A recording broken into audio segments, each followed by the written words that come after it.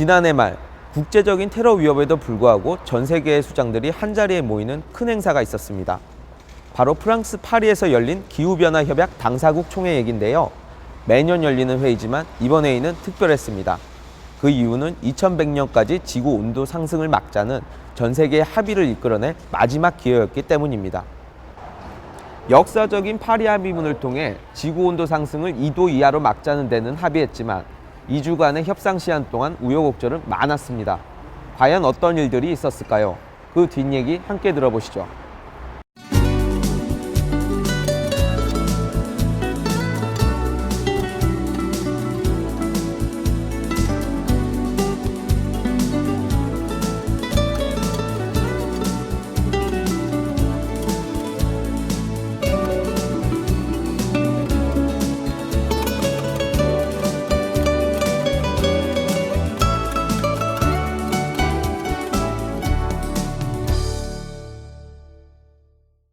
이 2주간 협상 담당자로 현장에서 활동하셨던 주대영 환경부 국제협력관님을 모셔봤습니다. 협력관님 안녕하세요. 네, 안녕하세요. 네. 2주간 그 현장에 계시면서 정말 좀 많은 우여곡절도 있으셨지만 참 힘드셨을 것 같아요. 어떻습니까?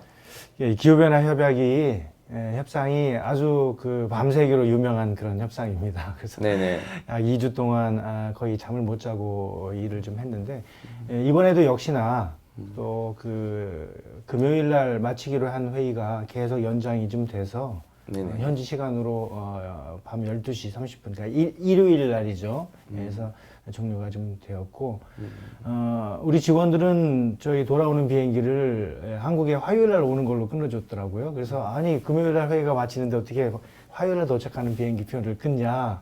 네네. 경험이 많은 직원이 자기를 믿고 그렇게 해야 될 거라 이렇게 얘기를 했었는데, 그래도 다행스러운 건 하루 먼저 귀국을 제가 월요일 날 귀국을 했습니다.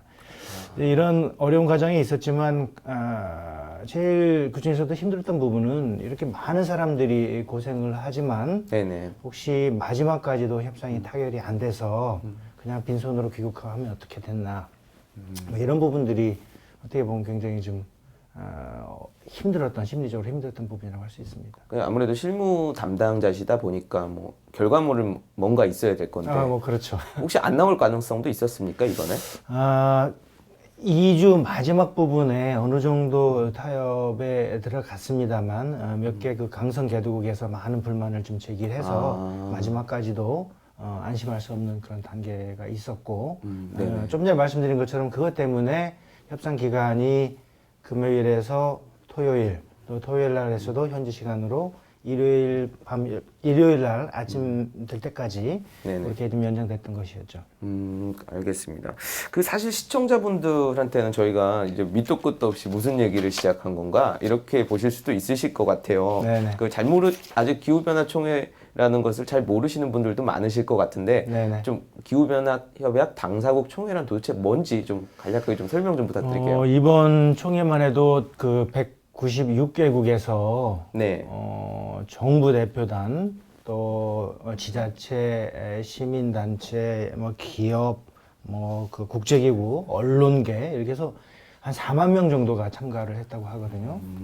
굉장히 큰 규모인데 이런 규모만 보더라도 이게 얼마나 중요한 회의인지를 여기서 좀 가늠할 수 있을 거라고 좀 생각이 좀 들고요. 네네. 기후변화가 우리 지구의 뭐 기온을 뭐 낮추자 이런 얘기를 하는 것이다 라고 정도 이제 아마 시청자분들께 생각을 하고 계시는데, 이 온실가스 배출이 결국은 화석연료에서 나오기 때문에 이 화석연료와 관련된 부분들은 경제활동에 직접적인 영향을 주고, 이러기 때문에 모든 나라가 아주 예민하게 아주 이 부분들을 들여다보는 그런 회의이고, 그러다 보니까 협상이 치열하고 쉽게 결론에 도출하지 어려운 이런 부분이 있었다고 좀 생각이 좀 들고요. 특히 이번에는 아시는 것처럼 2020년까지는 어떤 선진국의 나라가 온실가스를 줄여야 되고 재정적으로 기여해야 되고 이런 부분이 이제 명시되어 있는 소위 말하는 교토의정서 체제가 되지만 그 이후에 대해서는 답이 없었거든요. 그럼 이번에 소위 이제 신기후 체제라고 얘기하는 이런 부분들을 새로운 기후 체제, 누가 어떻게 감축을 하고 어떻게 적응해 나가고 기술 이전이나 돈은 어떤 방식으로 내고 이런 굉장히 큰 새로운 시스템을 구축하는 회의이다 보니까 네네. 특히 더 어려웠고 많은 분들이 관심을 가졌던 그런 회의라고 볼 수 있습니다.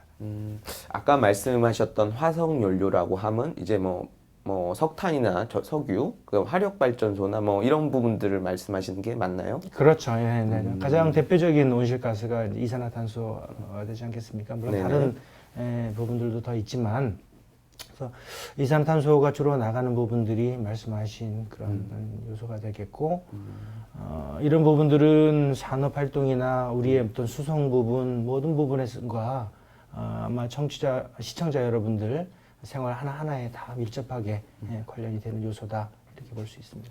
예, 사실 그렇게 우리 생활에 밀접한데 국민 여러분들도 좀 관심을 가져주셨으면 더 좋겠다는 저도 생각이 드는데요. 네네. 그 2도 이하를 막자, 그 이를 담은 이제 파리 합의문, 그 파리 어그리먼트가 이번에 도출이 됐지 않습니까? 네네.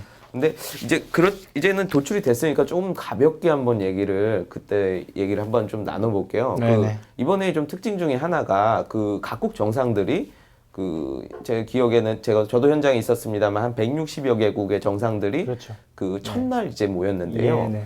예, 뭐 진짜 각국 이제 수행하시는 분들 정말 정신이 없으셨을 것 같아요. 박근혜 대통령도 오셨고, 예, 그 수행하시는 분 입장에서 봤을 때 좀 재미있는 에피소드는 없었을까?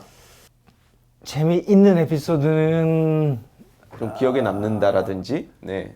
사실은 첫날 그 전날 도착해서 거의 네네. 잠을 못 잔 상태에서 저희가 새벽 5시 20분에 회의장으로 출발하도록 좀 돼 있습니다. 모든 도로들이 봉쇄되고 하기 때문에 회의는 뭐 아침 10시 또 정상회의는 11시에 시작하는데 네네. 우리 장관님을 비롯해서 뭐 고위급 인사분들이 5시 20분에 출발해서 6시 전에 회의장에 도착하셔가지고 뭐 닫혀있는 문을 또 열어서 뭐 식사도 못 하시고 뭐 기다리고 회의 준비하고 하는 전날부터 네네. 강행군을 했거든요. 그래서 보면 이런 생활이 2주간 지속되겠구나 하는 그런 첫 출발서부터 이제 그런 부분도 있었죠. 뭐 문도 안 열려져 있는 상태였나 보네요. 저희가 아침 6시 전에 도착하다 보니까 네, 좀 어려움이 있었죠. 야, 이거 참 상상이 잘 안 가는데요. 네, 그 4만 명이 모인 장소가 문이 닫혀져 있다. 상상은 잘 안 가지만 참 힘드셨을 것 같다는 생각이 많이 듭니다. 그렇게 해서 이제 그 각국 정상들이 3분씩 발언을 하기로 했지 않습니까? 그래서 뭐 너무 많아서 이번에는 그래서 두 홀로 나눠가지고 진행을 했는데요. 그 각국 발언들은 다 모니터링은 하셨을 것 같아요. 그 좀 기억에 남는 국가라든가 뭐 발언이 있으시면 좀 어떤 게 있으셨을까요?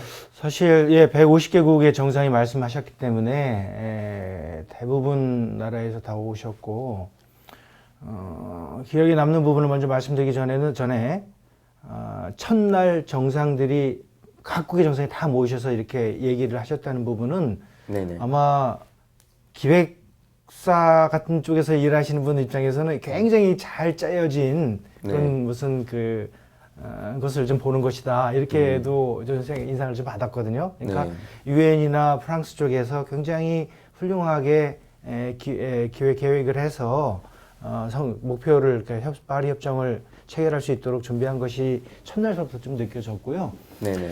뭐 우리 이제 반 총장님께서는 뭐 이런 말씀을 하셨어요. 이제 우리가 보통 보면은 일을 하다 보면 잘 안 될 거에 대비해서 플랜 B를 준비해라. 이런 얘기를 하는데 반 총장님께서는 지구에 그러니까 플랜에 B가 없는 것처럼 이번에는 플랜 B가 없다. 네. 그러니까 이번 협정에 대한 협상이 굉장히 절박하다는 거를 좀 얘기를 하셨고, 네네. 또 뭐 이제 인도 총리께서는 이제 가장 이제 개도국을 대변하시는 분들이기 때문에 이런 그 파리 협상이 이 성장의 사다리를 치워버리는 것이어서는 안 되고, 뭐 이게 이제 그분들은 이제 그 기후 정의라고 하죠. 네네. 이것을 기후 정의에 어긋나는 일을 해서는 안 된다는 부분을 강조를 하셔서.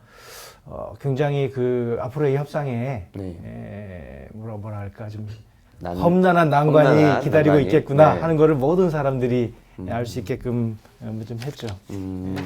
또 뭐 우리 여러 나라 분들이 얘기를 하셨는데 많은 분들은 이번 협상이 이제 첫 출발점이지 종착역은 아니다 이런 부분들을 좀 얘기를 하셔서 앞으로 이 기후 변화 체제가 네네. 지금 시작으로 해서 앞으로 점점 더 발전해 나갈 그 형태로 네네.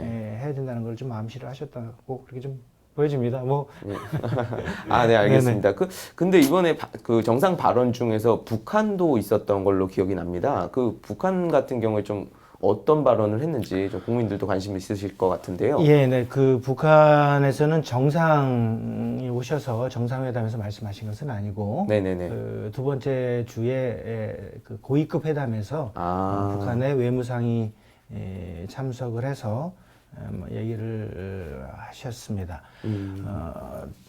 좀 공교롭게도 북한은 그 온실가스 관련된 국가 기업, 우리가 INDC라고 하는데 그거를 제출하지 않은 나라인데도 불구하고 우리나라와 같은 목표치인 37%를 줄이겠다는 얘기를 해서 우연의 일치라고 생각은 되겠습니다만 네. 또 어떻게 보면 재미있는 요소가 좀 되기도 하고요. 네네.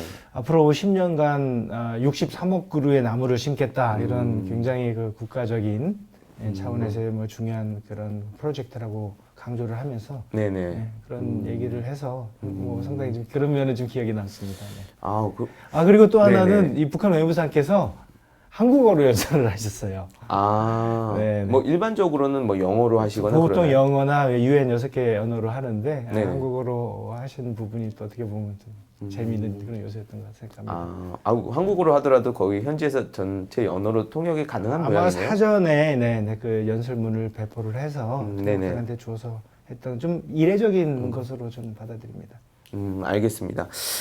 원래 짧은 시간에 이렇게 큰 일을 결정하는 국제회의란 게 항상 그렇지만 주말도 없으셨을 것 같아요. 네네. 뭐 저도 현장에 있었습니다만 뭐 주말에도 이제 나가셔서 회의를 해야 된다라는 스태프분들을 많이 뵀던 것 같은데 좀 기억에 남을 만한 주말까지 이어지는 그 속에서 기억에 남을 만한 부분이 있으셨다면 뭐가 있을까요? 그 각국의 대표들이 그 많은 그런 푸념 같은 것을 좀 했어요. 왜냐하면 이게 무슨 파리 회의냐. 그러니까 파리 이 회의장이 사실은 우리나라로 치면 일산 킨텍스 같은 곳에서 회의를 했거든요. 네네. 그러니까 이 부르제라는 곳이었는데 이거는 파리 협정이나 파리 회의라고 볼 수가 없다.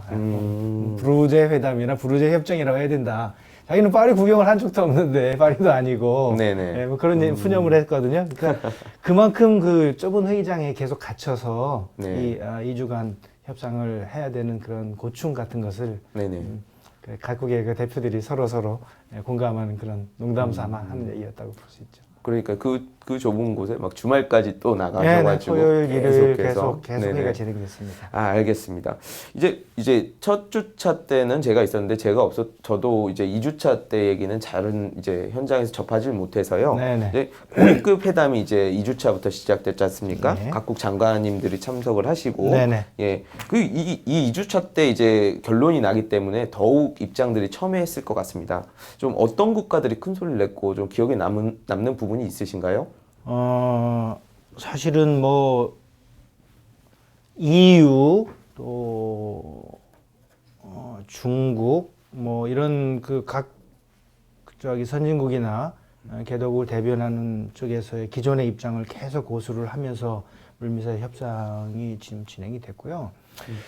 가장 인상에 남았었던 부분은 아무래도 그 군소도서연합 네네. 이런 작은 섬나라 국가들이 목소리를 이번에 특히 많이 높였어요. 아무래도 그 절박한 그런 국내 상황이 반영이 됐다고 생각이 좀 되는데 그 절박한 국내 상황이라는 게 뭐 어떤 해수면 상승이 되겠죠. 자기 나라들이 이제 바다 밑으로 가라앉아야 되는 이런 부분들 때문에. 네네. 그래서 그분들은 이제 이번에 주요 성과 중에 하나가 전 지구적 차원의 온도 목표를 설정하는 것이었고요. 네네. 당초 초안에는 2도보다 낮은 수준 이렇게 네. 표현이 되어 있습니다. 이제 below 2도씨 네네. 이렇게 되어 있었는데 이 섬나라 분들이 한 40개국 정도 된다고 제가 알고 있는데 네. 이분들 또 뭐 최빈 개독 이런 분들이 너무 목소리를 높였어요. 그래서 최종적으로는 그냥 2도시가 아니라 영어로 얘기하면 well below 2도시라고 해서 2도시보다 상당히 낮은 수준이면서 네네. 또 1.5도시를 충족시키기 위해서 노력한다 이런 단서까지 붙여서 목표가 설정됐거든요. 이런 부분들은 이분들의 목소리가 반영된 협상의 어떤 그 힘이 결과물에 반영된 것이라고 보여줄 수 있는 거죠. 그럼 2도시, 1.5도시, 그 사실 일반적 국민들 입장에서 그게 얼마나 큰 차이가 나는지 잘 모르기 때문에 왜 그게 첨예했을까 그런 의문들 좀 드실 것 같습니다. 왜 2도랑 1.5도가 그렇게 큰 차이를 좀 보일까요? 어떻습니까? 이게 이제 산업화 시기를 기준으로 하는 거거든요. 네네네. 우리 산업혁명 이 정도 시기를 봤을 때 이미 학자분들에 따라 다른데 0.8도에서 0.9도가 올랐다고 얘기를 하고 네네. 그렇다면 2도시라고 한다면 이제 1.1도시 정도밖에 안 남은 거거든요. 1.5도로 잡으면 그보다도 더 낮은 부분이고. 그렇죠. 그래서 이 온도 설정이라는 부분은 앞으로 있을 온실가스 감축과 직결되는 부분이 되겠고요. 네네.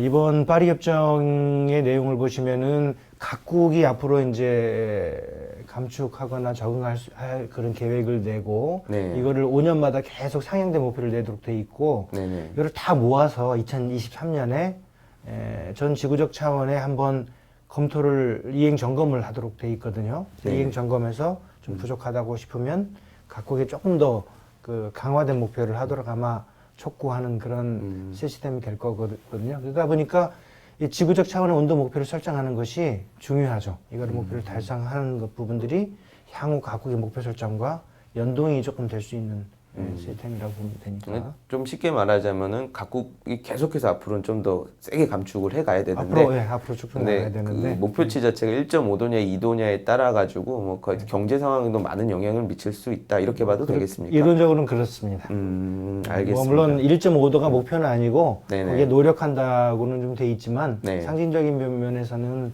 의미가 있다고 좀 보고 그렇습니다. 네. 이번에 마쿠에서 노력하신 분들도 많은 것으로 얘기를 들었습니다. 네네. 근데 이제 커트나 그러니까 실무협상장 같은 경우엔 저희 기자들도 들어갈 수가 없다 보니까 어떤 분들이 빛나는 역할들을 하셨는지 사실 잘 모릅니다. 좀 눈에 띄시는 그 국가나 그 국가의 협상 대표가 계셨으면 좀 말씀 좀 부탁드릴게요. 각국의 협상단, 특히 수석 대표들이 굉장히 열심히 다들 일을 하셨기 때문에 특정해서 말씀드리기가 쉽지는 않고요. 다만 그 싱가포르의 그 외교장관인데요.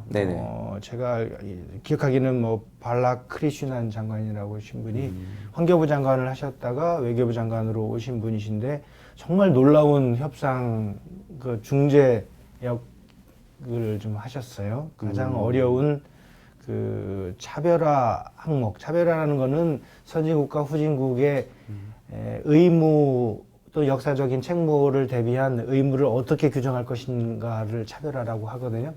가장 핵심적인 쟁점이 아주 극명한 이런 부분에 대한 그런 그 컨택트 그룹의 의장을 좀 맡으셔서 진행을 아주 훌륭하게 해주셨는데 어떤 그 나라 싱가포르라는 나라의 어떤 국격을 좀 높이고 하는데도 상당히 좀 도움이 됐던 것 같고 상당히 이제 인상 깊은 분이었고요. 또 이 말레이시아의 수석 대표분들은 분은 이제 그 제가 알기는 이제 교수 출신으로 제가 들었는데 상당한 오랜 기간이나 협상에 관여하시고 또 이론적으로 해박한 그런 것을 좀 가지면서 아주 집요하고 강한 주장을 계속 하셨던 부분이 기억이 납니다. 알겠습니다.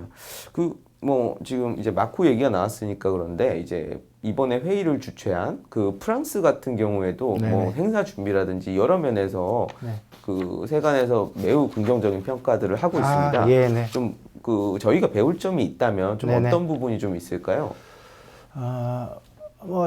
우리 시청자분들도 기억을 하실 거예요. 우리 파리 총회 개최 전에 테러 사건이 나서 전 세계적으로 많은 충격을 주고 프랑스 사회도 굉장히 큰 어려움을 겪었음에도 불구하고 프랑스의 올랑드 대통령께서 이 테러에 대한 대응이 지구 온난화에 대한 대응하고 분리될 수 없다.